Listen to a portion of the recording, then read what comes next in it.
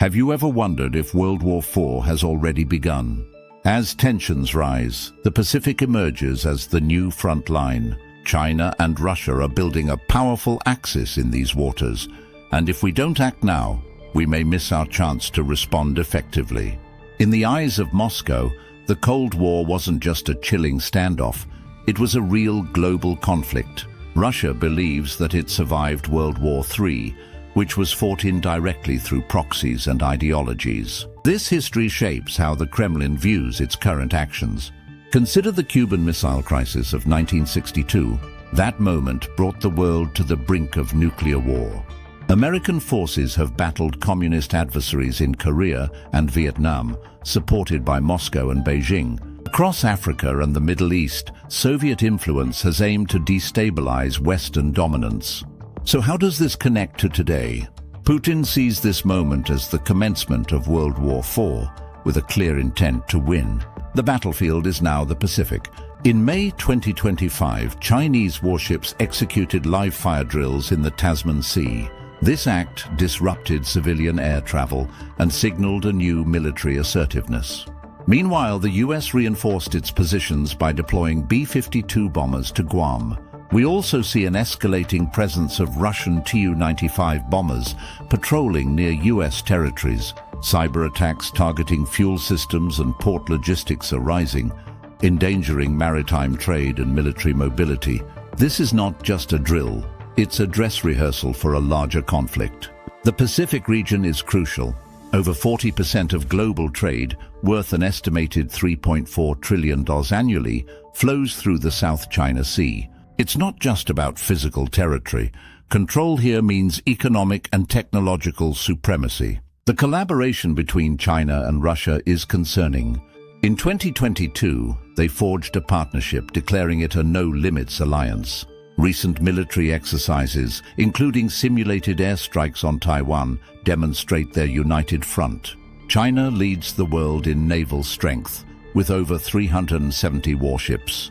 Together, this axis poses a threat to the Western-led global order. The Pacific's strategic importance cannot be understated. It's a web of radar stations, air bases, and naval hubs, extending from Alaska to New Zealand. Key locations include Guam, which hosts missile defense and naval logistics, and Palau, which is essential for missile tracking. Even Papua New Guinea is becoming strategically significant with its new naval base.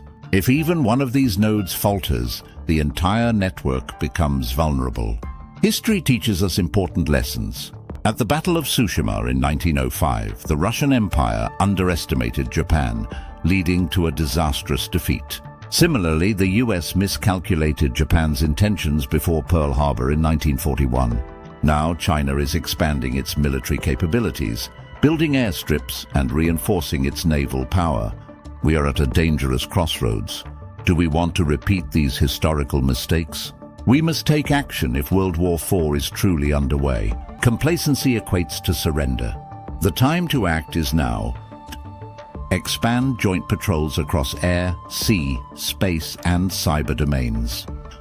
Strengthen key positions in Guam, Palau, PNG, and the Solomons. Protect undersea cables and satellite infrastructure.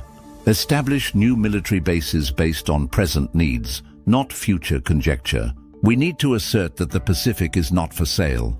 We have the allies, resources, and geographic advantage. What we need now is the determination to act. The showdown has begun, and history gives us one chance to get it right. Don't wait until it's too late. As the geopolitical landscape shifts, the Western military strategies must adapt accordingly. With growing partnerships among Western adversaries, the US must strive to fortify our alliances and establish a proactive stance. Nations in the Pacific, including Australia and Japan, are essential allies, and joint exercises must be increased to showcase our collective resilience. Training exercises should incorporate simulations that mirror potential scenarios of escalation, ensuring that we are not caught off guard. Each nation must contribute to a unified front, promoting deterrence through strength and cooperation. Furthermore, intelligence sharing must be prioritized, enabling Washington to anticipate threats before they materialize. Cybersecurity initiatives should be strengthened, focusing on protecting vital infrastructure from malicious attacks. The naval fleets must increase their visibility in contested waters, reaffirming the commitment to maintaining freedom of navigation.